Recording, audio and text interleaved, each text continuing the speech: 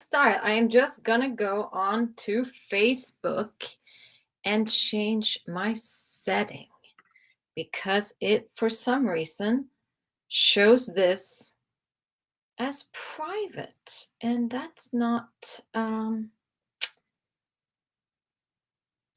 where I want it to be. Hold on. Can't do that apparently. Oh well, gotta fix that later.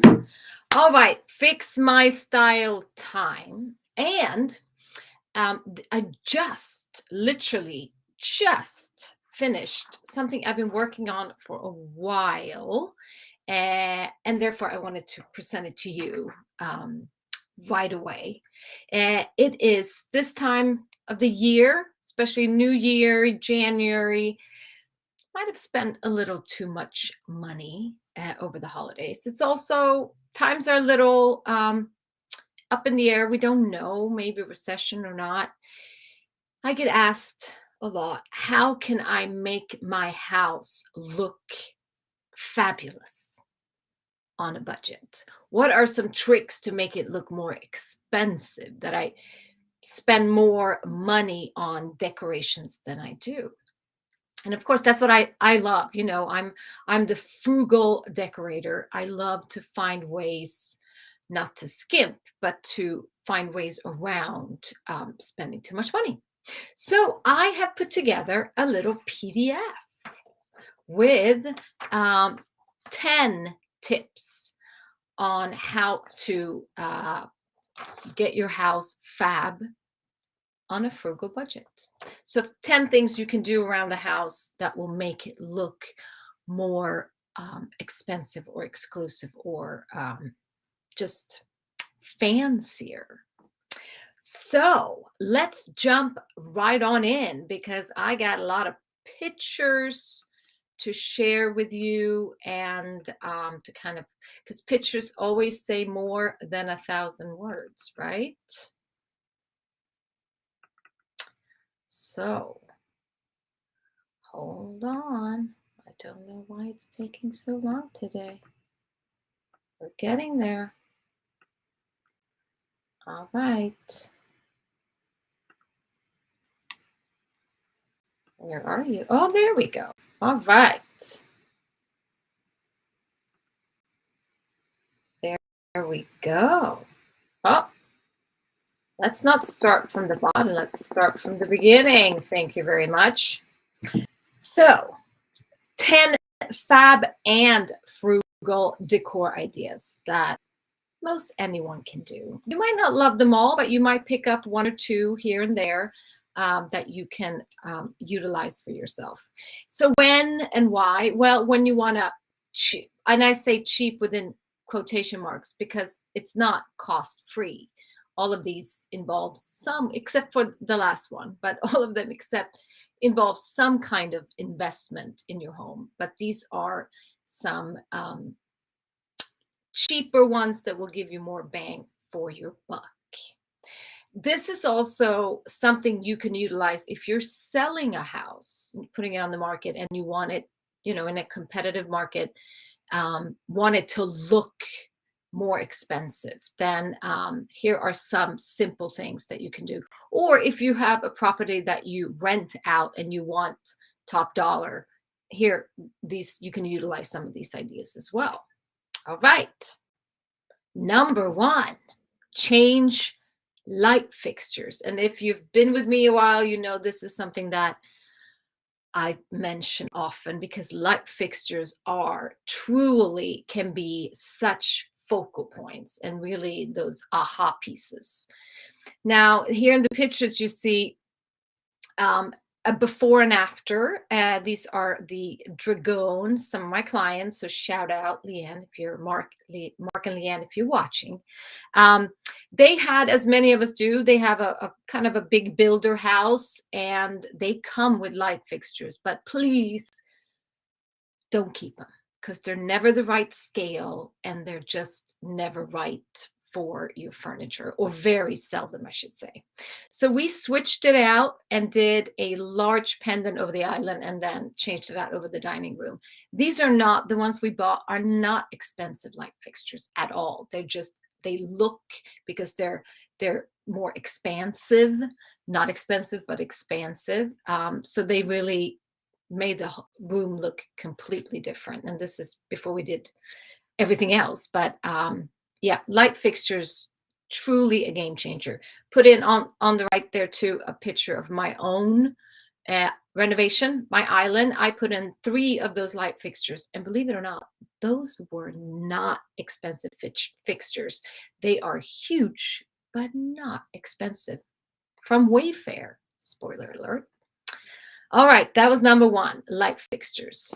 Number 2, change your cabinet hardware. So this is, again,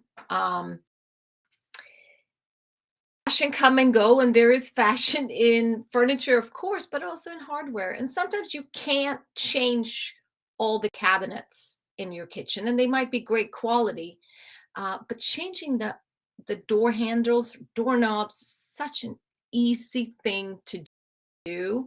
And unless you have tons and tons of cabinets, it's not going to cost you that much. And now knobs and handles come in all price categories, I will say that, but there are a lot of inexpensive options out there.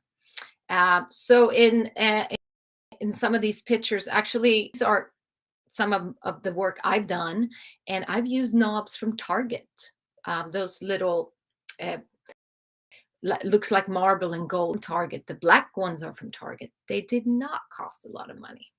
And then also on the black cabinets, these are the newest ones. I just got these from Amazon. I just love these Half Moon. Oh, this was packaged very well.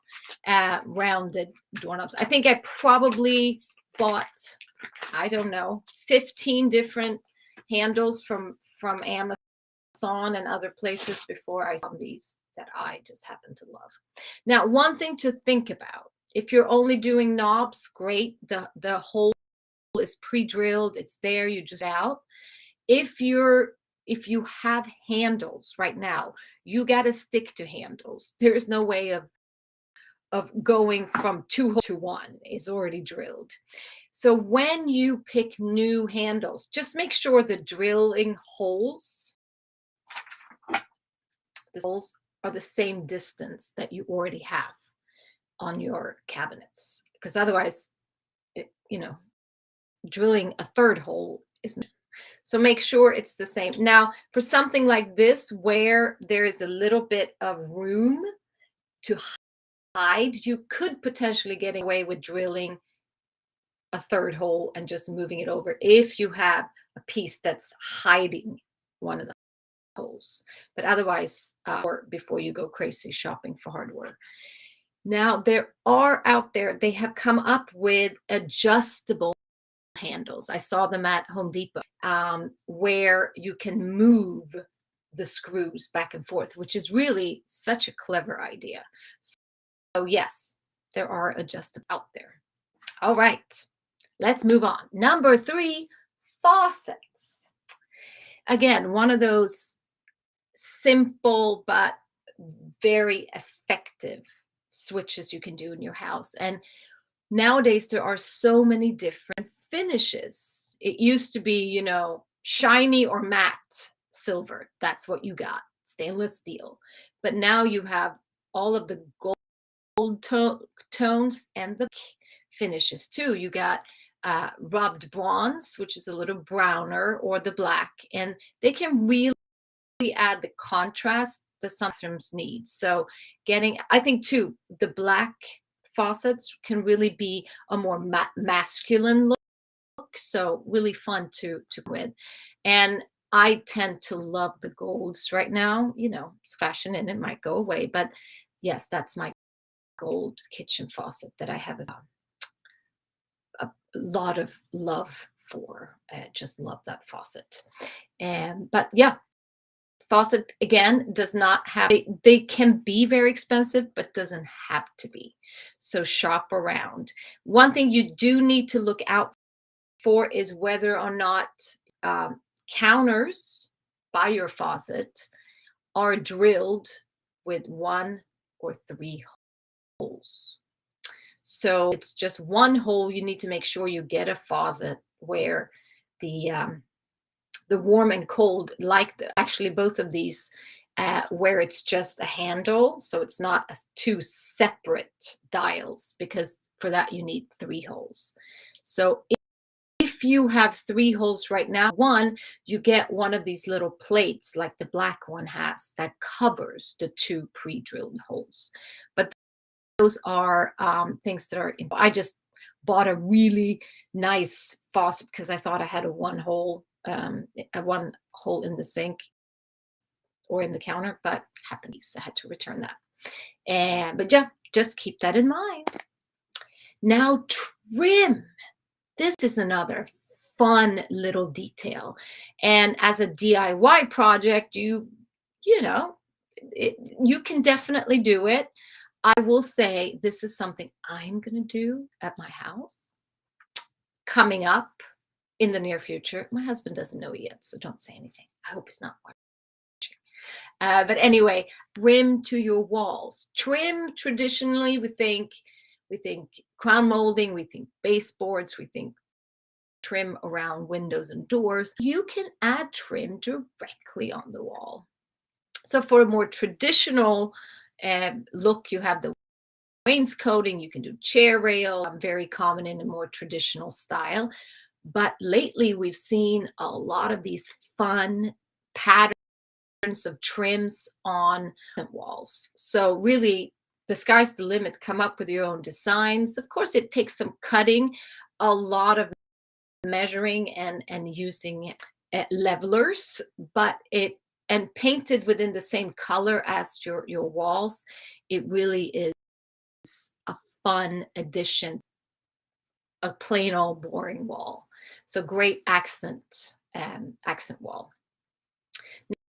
Now I put on the right here. So this is the trim trellis I did for my fridge. This video has gone viral on Instagram and Facebook. I'm not sure if you've seen it, but it's just me, how I created this this trim fridge magnet, they call it. And a lot of comments are, why is your fridge in jail? Which I think is hysterical. But it's just to kind of put together a little trim to hide the side of the fridge, because I didn't like to look at the side of the fridge. It's not attractive in my mind. And I didn't want to build a whole, because you need easy access in and out or behind the fridge. So I just created this trim trellis that is attached. You can take it on and off the fridge. So fun ideas with trim. Number 5, visually raise the ceiling height. This is an old trick. Now, if your ceiling heights are a little lower, one way to do that, we've done for many years, are just raising your window panels up so they're hanging high above the window or the patio door. You get the visual effect of having higher ceilings and larger windows. I personally love to the left, you see the corner there. They're called ripple folds. There you have the curtain track attached ceiling. So the drapes cover the whole wall, and really it's super effectful. You see this a lot in Europe. About it as, in a hospital, the curtain around the bed. Maybe not the most fun, and I don't take a lot of design from hospitals, I promise. But this is kind of, they do the ripple fold or the track in the ceiling. Same way, but that way you can get a whole accent wall of drapes, which is really effectful and pretty.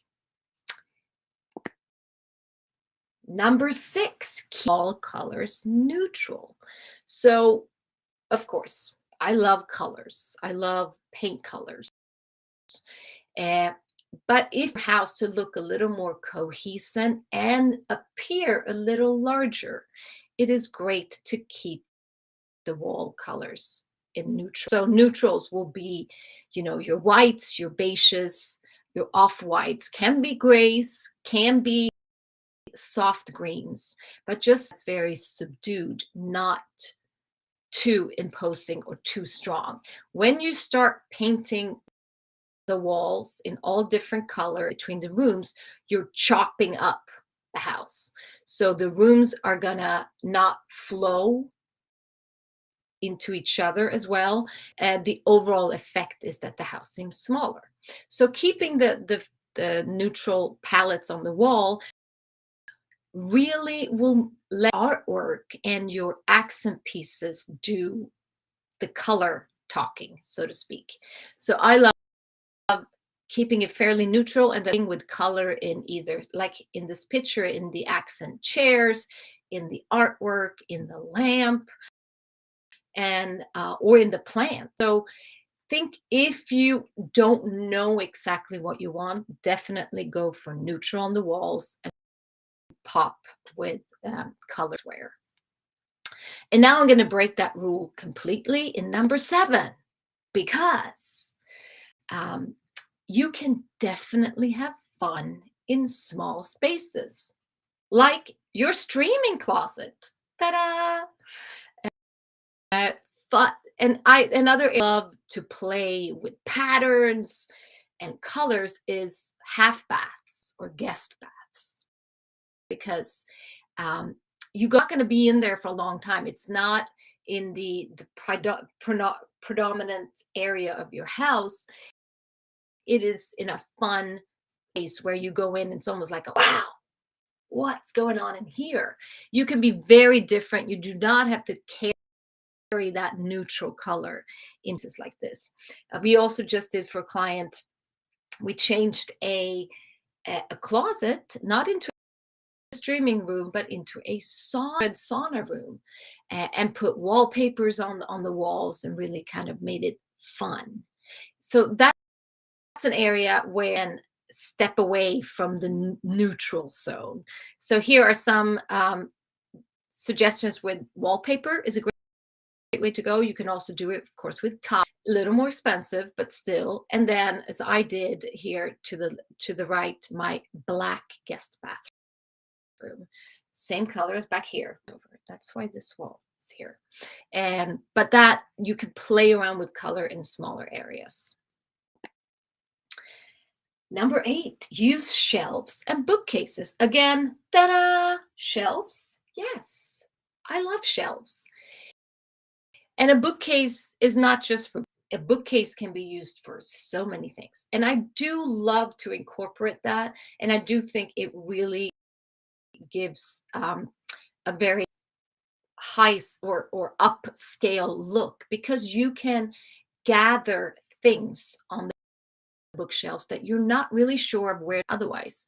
So it could be photos, it could be knickknacks, it can be memorabilia. But when you put it together or group it together on shelves or in a book, it becomes little pieces of art instead of just having it, sprinkled throughout the house in various places. So, and bookcases are great to put on walls where you're not sure what to do with it, or you have a lot of things that you'd love that, but you like it to look not cluttered, but upscale. So floating shelves they have here too, just great. You can do it with a colored backdrop, just like we have back here. Or I love great built-in. This is the brand that we finished last year. Just beautiful built-in. I love it too, because just like I said last week, you can switch it around. So it can move around things around as you get new things that you want to display or new pictures. You just put them up in and so it's constantly changing. It's constantly something new to look at and can be surprising. All right, number 9, gallery walls. One thing that my clients often have problems with is how do we hang pictures and art. And if you're like me or me and my husband, we've collected art throughout the years. We've uh, gotten art from friends and family, inherited art, and we have a bunch of images of pictures of kids and things we've done that we want to display. But again, it can be very cluttered if you put it all over. So creating a gallery wall uh, places all of it in one spot shelf. So here to the left is the gallery wall we just created in our dining room. And it's a bunch of different types of art that we love and we definitely want to look at. All the frames are different, but by placing it in somewhat of a pattern or in a symmetrical way, it doesn't, the frames don't have to match. You need to make sure though that the distance between the different are somewhat cohesive. So it's not all over the place because then it's going to look cluttered. And then to the right, you have, if you have images and you can be very, very symmetrical and have the same types of frames and same types of images, and that will very organized and very classy as well. So two different ways of doing it. If you have a lot of artwork already and you don't want to reframe them, create an art wall like we did. Or if you have images that are not already framed, you can frame them all with the same frames. Number one that doesn't cost you anything: declutter. Yes, it's the most important thing of all. So to the left here are the Martinez's new house that we just finished. And I haven't met any family that are as cluttered as they are. I love it. Everything is just such a calming feeling when you don't have a lot of clutter. They have items they love to look. They're placed strategically. They're not just all over the place. So find a home for everything. And if you can't find a home, maybe a shelf or a bookcase is where those things need to go. But by leaving your surfaces clean with just a few objects here, your house is going to look so much classier. So to the right, I have my new or our new island, and easy to start cluttering it up because it's so large with a lot of stuff. But really, I'm working on keeping it clean, uncluttered, because because studies have shown that people that live in cluttered homes have higher stress levels. They have cortisol levels. So that clutter really does something to your brain. So really, less is truly more here. 8 things instead of just putting more things in there. All right, that's all I had. A little longer today, but I hope you enjoyed. Let me get out here. Ooh, that's not the one. Let me get out of here. Stop sharing my screen. Get back to you. No, it doesn't want to cooperate with me today. There we go. All right. I hope that helped. Now, this PDF will be available as of tonight, I think. If you know you want it, just DM me below, comment below or DM me, and I will send a link so that you can download it with the ideas of fab and frugal home decor ideas. All right, that's all I had for today. Remember, chic happens. And sometimes less is more. Until next time, bye-bye.